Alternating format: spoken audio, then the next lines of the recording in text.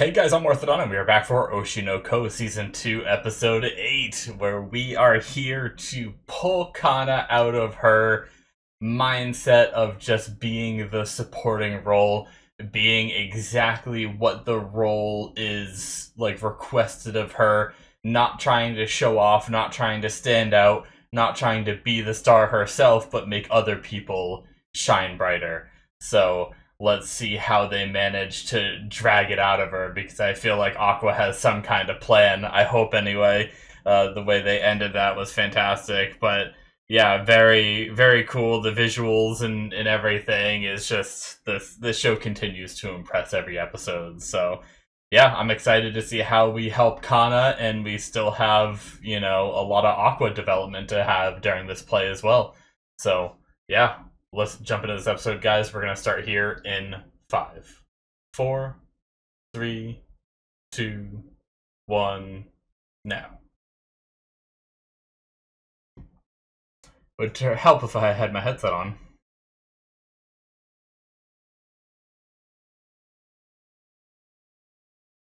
Okay. Now I can hear it. Oh, that's one of the things I forgot to do.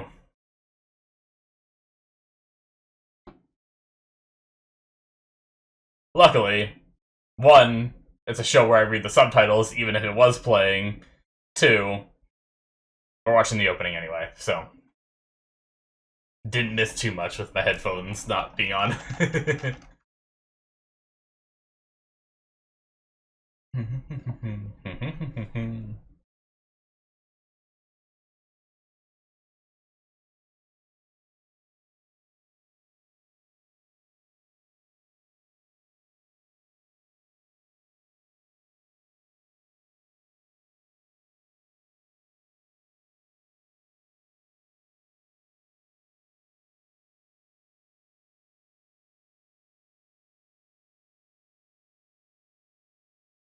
Oh, I'm excited. The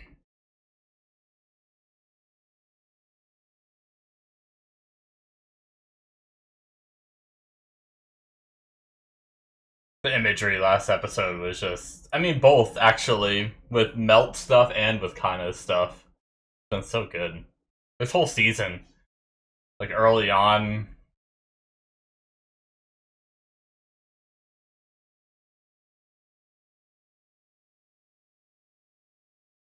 Hmm.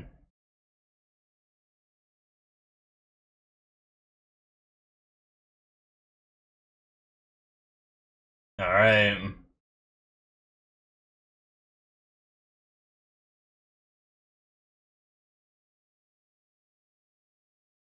Oh,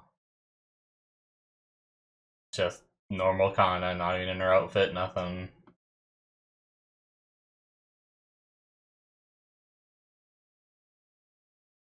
Hmm.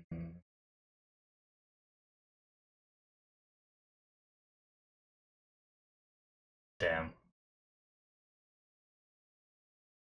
Okay.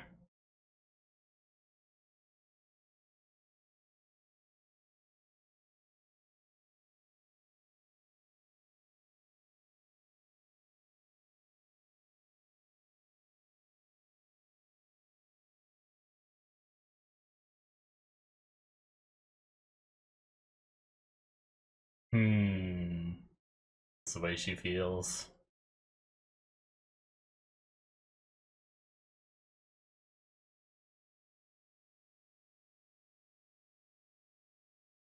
Air glasses.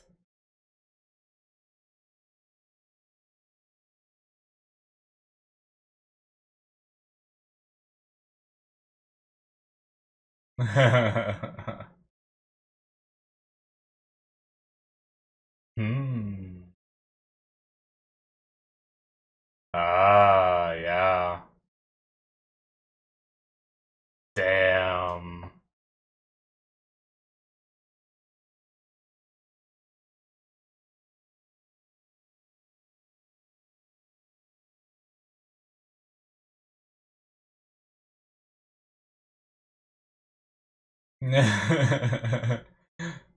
I felt that way when I first got contacts. I don't have contacts anymore, but I stopped using them.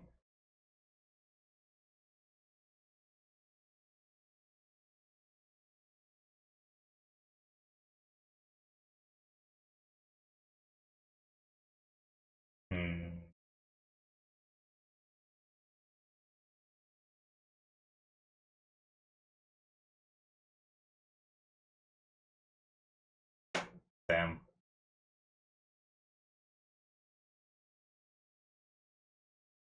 Okay. Throwing in some shit.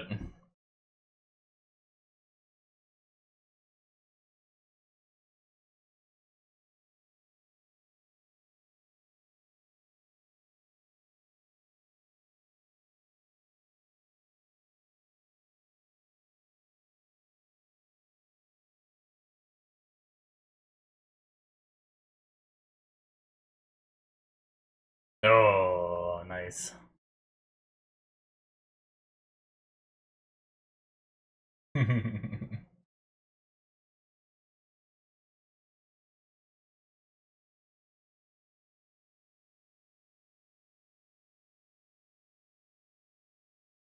Some kind of leader figure.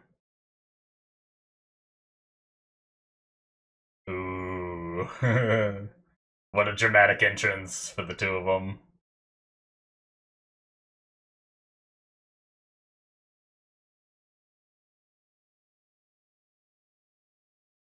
Very cool.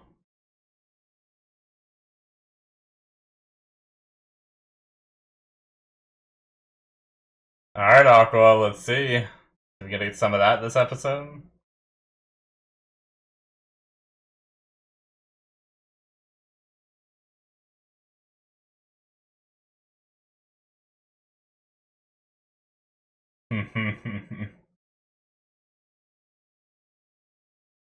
Alright.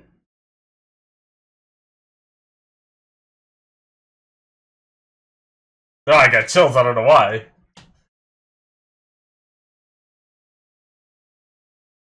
That's a hell of a jump. Whoa!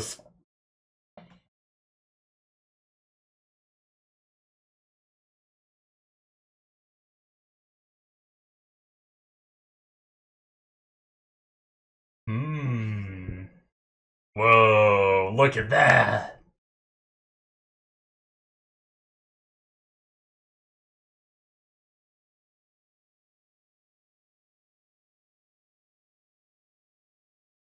Yeah, explain it to me, because I'm naive.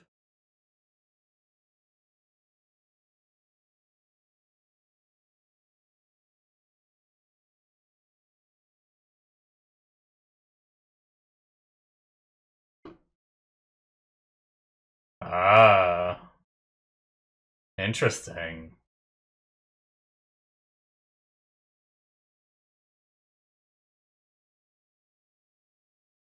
I love the visuals they do in this show.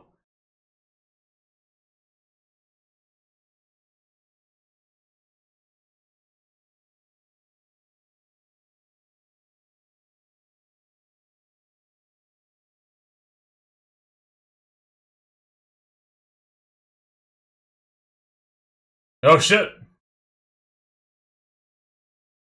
What?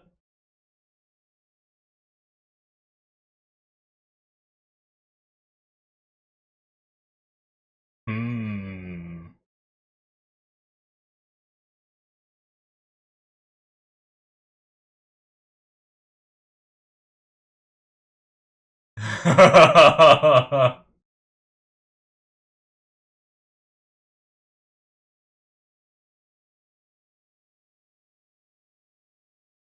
Nice. They're like shocked. Look at their faces.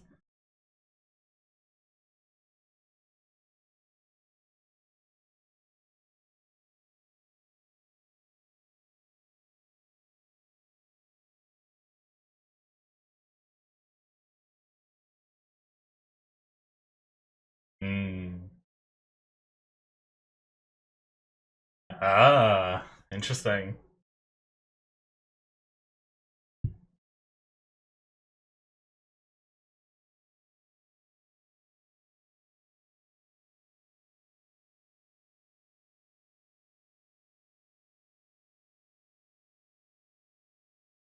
So is Aqua taking that coordinator role so that way she doesn't have to and she can be the one to break free? Yeah.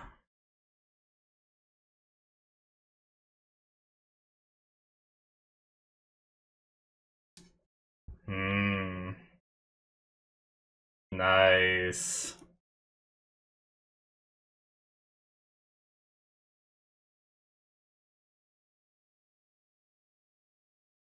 Damn. Oh, wow. This is cool.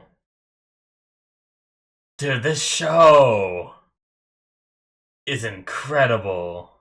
Season 2 kicked it up to just a whole nother level. I, like, can't stop my eyes from watering. Not really, like... Not, like, sad tears or anything, but just, like, I don't know. I'm just... I don't even know how to explain it.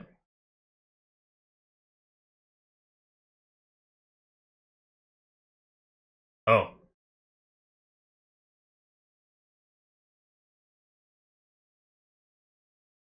Just... okay, so that's how she got into the...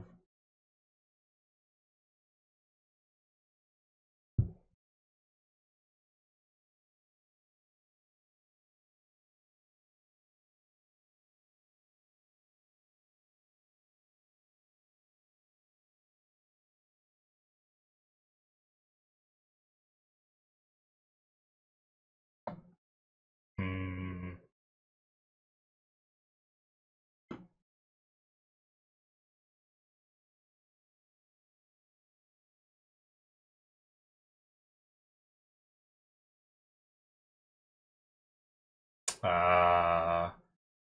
So... Wow, that's too bad.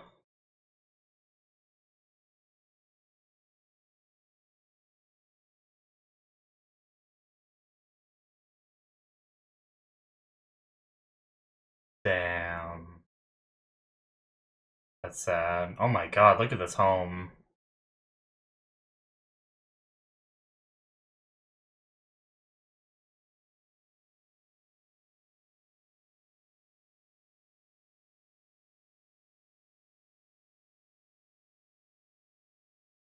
Damn. That's sad.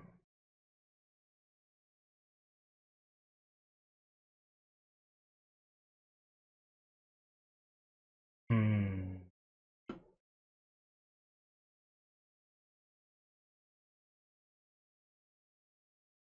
Wow.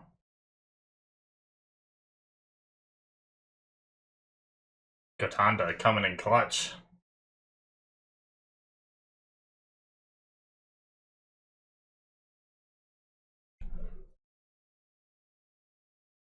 Oh, and now we're getting kind of her perspective.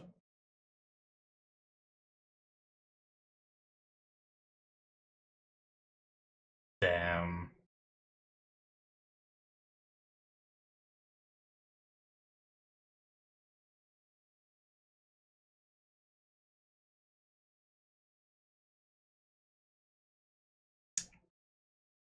Standing there holding the light.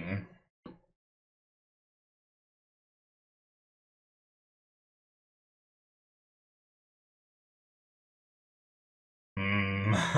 But then there's someone there to shine the light on you. Oh, why am I gonna cry? It's so beautiful.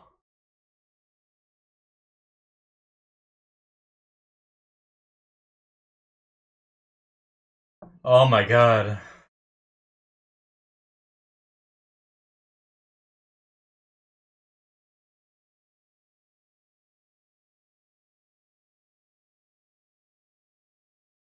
Yeah.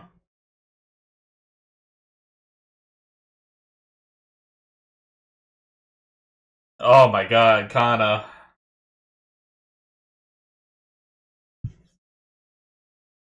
Oh.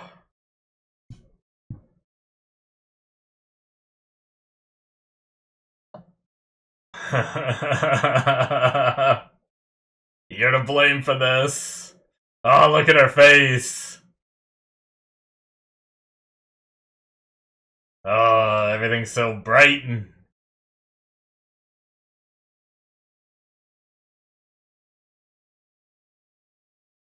Whoa, what?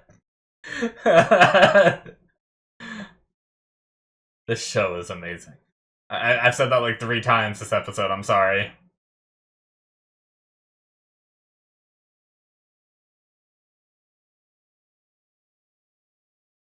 Their faces. I love anime reactions.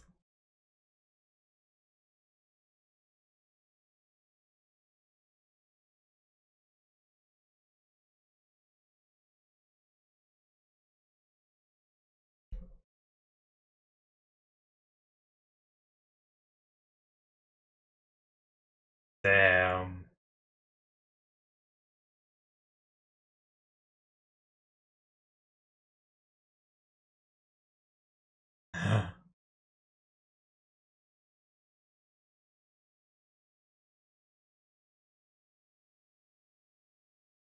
This is kind of yep. This is her dream coming true, you know?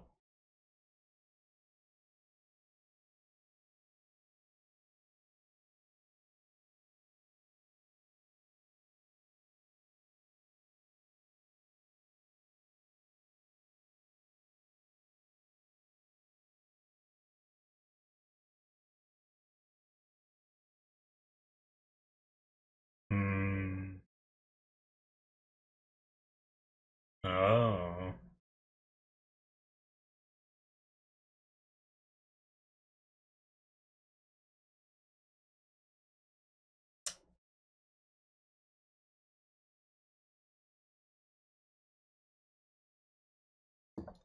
Oh my god, this show gets me every time. Oh, that's so cool.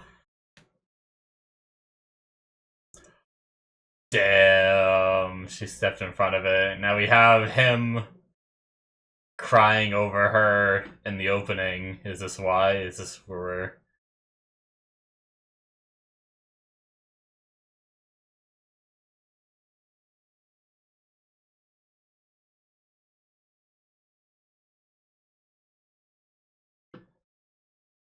Whoa! What the heck?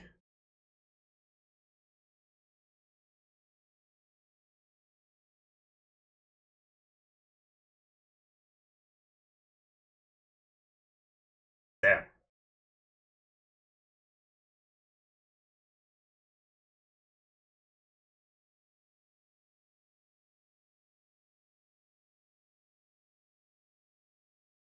Oh, so quiet.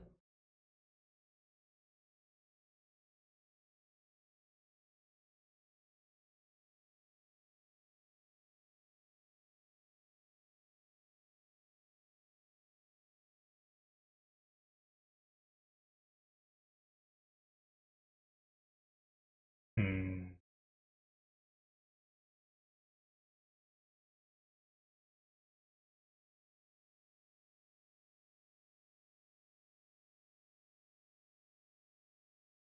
Oh.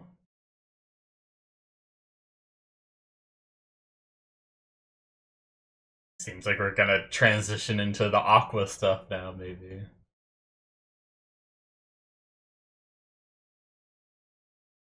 Hmm.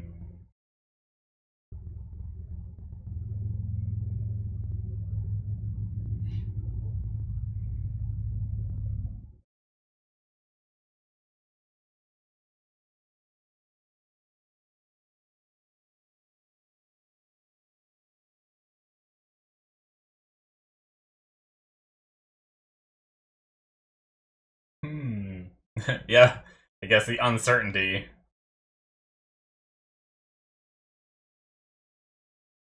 could cause the anxiety that could cause even more panicking, you know, that makes sense.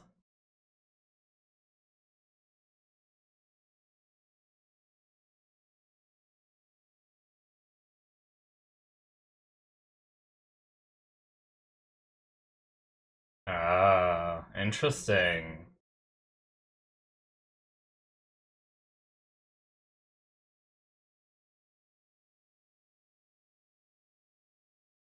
Damn.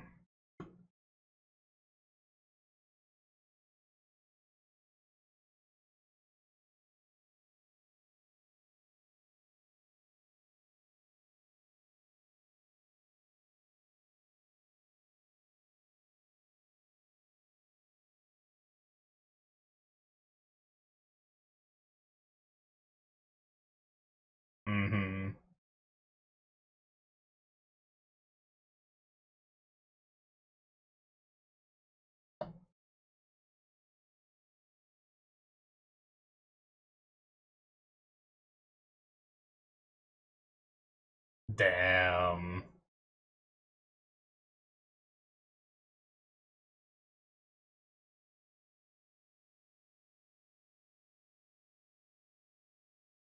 Shit, his eyes.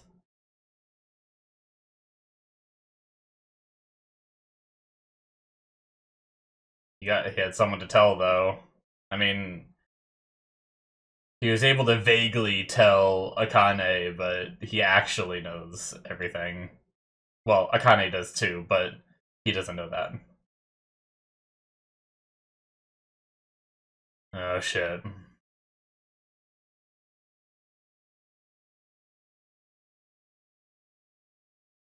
Oh, shit!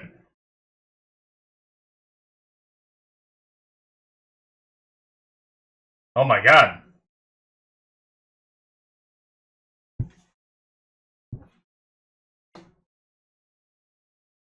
Look at his eyes.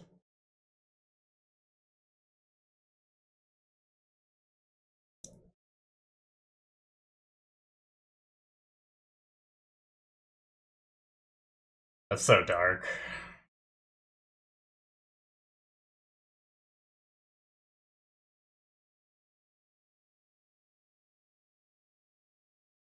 That's such a sad way to live.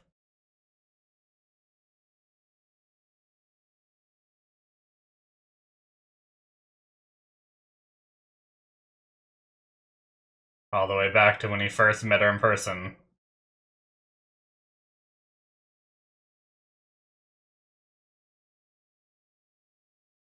Damn.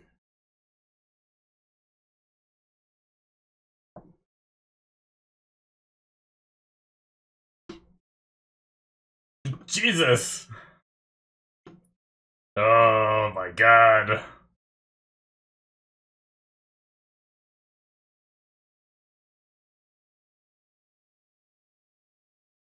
Ah, that's it? Damn, trigger. Alright. Whew. That was a doozy of an episode. Holy crap. Man. I couldn't. Just with the visuals, the storytelling, the way they just encapsulate you in these scenes and everything. I don't know, it was getting my eyes watery when I wasn't even sad. And then I got sad and actually just started crying this episode. And it's like, damn. And it's like, this show leaves me with talk about they're talking about emotional acting and stuff like that, and I'm sitting here like I can't even decipher the emotions I'm feeling during this show because I'm not I felt a little sad for Kana, but I was also in tears when I wasn't feeling sad for Kana. I was just feeling happy for Kana, like the moment with Aqua being there to shine the light on her just teared me up more than anything. And don't get me wrong, I felt sad for, what happened with her mother and father and everything, but I think the big thing for me was that moment, So, that is it, guys, for episode 8. Yeah, to continue off what I was saying, just that was by far my favorite moment of the episode is just her saying yeah, I'm fine being here. This is what I need to do. This is what will make my mom happy. I'll just support you guys and just be here and just hold the light and shine it on you guys so you can perform. And then the glow shows up behind her and it's just Aqua. I love that his solution, early in the episode she said, if everyone just goes off ad-libbing, we need someone here to coordinate it all and, keep it all together. And I love how Aqua knew that's the way that she thought and just took that role and did it for her and didn't even give her, it was almost like in their kind of thought consciousnesses where they're kind of talking to each other in a way. It's like she was about to ask a question, right, to Aqua there, and then he just commanded the scene, like grabbed her face and just started, just kept going and just didn't even give her time to try and come up with like an excuse or a way out of this. And he's just like, see, I can take this coordinator role and you can just be you. And then, when she finally released, she just exploded, on the scene. And that was just so cool. But before we get into more of that, we have the stuff with Kana's mom and father and everything, where Kana's mom had a dream of acting, but I guess it never worked out for her, so she kind of pushed her dream on her kid a bit.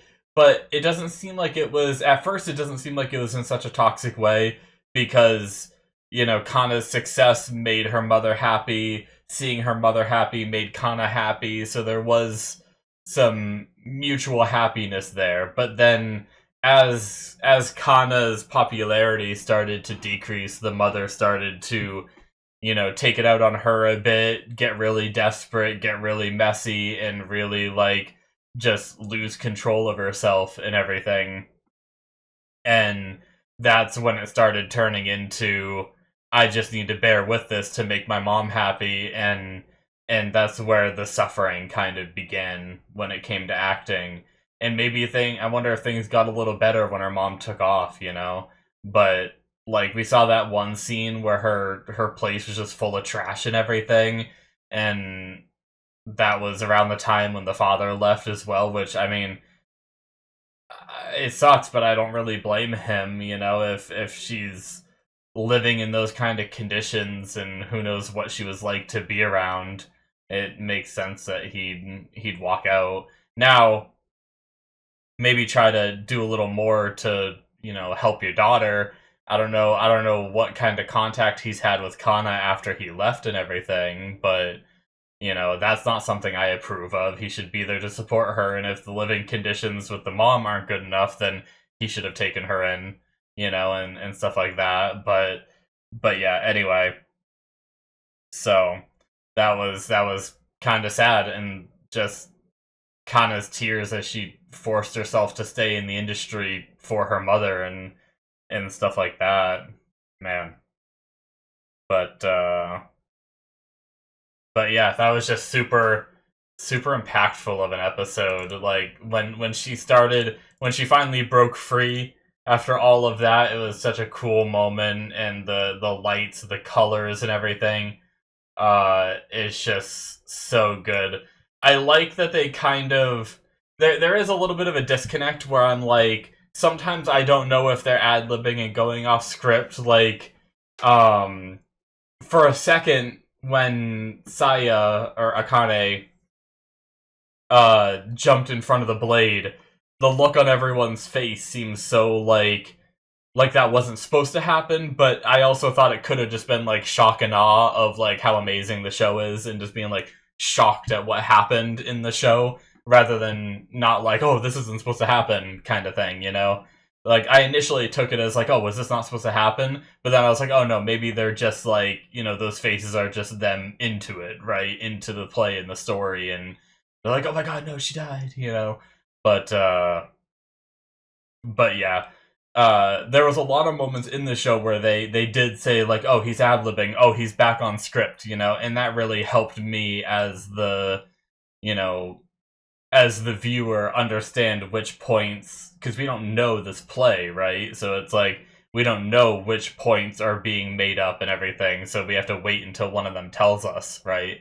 So I was just curious with Aqua at the end here going into like a frenzy. Is this amount of intensity supposed to be the case? Is he supposed to lose his sword like that and bite him, Or is this all just extra stuff that is being thrown in? I'm not sure entirely, but yeah. Anyway, back to what I was saying though, is just when I love that when she just like she's like, you'll be sorry for what you just like had me start, just I don't know. I don't remember her exact words, but the moment when it just flashed to like all the different moments between Kana and Aqua, that was just so cool in the background while they're just standing there. and all that, and then we go into her story about her mom and all that, and then she just unleashes. And Akane too. I love how you'd think like Akane would get more competitive and be like, "Oh no, I want to beat this," but no, that's not what Akane is about. That's what Kana thinks Akane's about, right? But really, Akane is just trying to pull what she saw from Kana as a kid out, and Kana has since suppressed that and hasn't shown it.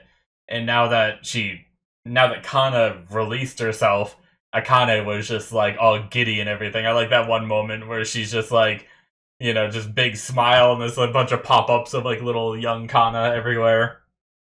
That was really funny. Um, but yeah, man, just like the colors, how everything had kind of like a rainbow-ish like hue to it and all that with oh man, it was just fantastic. All the different lights shining down on them. Like for some reason their like energy like came together, formed into like a sky and like comets rained down and shit. Like it's just so amazing. Excuse me, sorry. But yeah. Goddamn. I can't get over it. But I just got to Akane's like freaking out face. But yeah, and then transitioning very quickly from that into Aqua's story, where the source of his panic attacks is as soon as he starts to have fun. As soon as he starts to enjoy acting, he feels his guilt, which brings on a panic attack, and that's really sad. It's like, can you imagine having something you enjoy doing, like, but you go into it being like, oh yeah, like, I guess I'll do this, but then the closer you get to enjoying it, like, as soon as you, like, get to that point of, like, oh yeah, this is a lot of fun, you have, like, a panic attack that just stops you in your tracks, like, that's just really sad, and how they said the way he has to counter it, at least for now, maybe he overcomes it eventually, is he just can't have fun acting. Instead, he has to think of it as pain and suffering, and it seems like he just has to focus even more on the revenge, even more on his goal, and that has to be the only thing on his mind. He doesn't have time to stop and think about having fun, it just has to be that, and I like how instead of having fun and wanting to be better than the people here, and that being like the motivation for him shining in this play, instead the motivation is he wants to be the top, he wants to beat these guys, he wants to devour them in order to become known in this industry, so that way he can achieve his goal of avenging his mother, and Idol.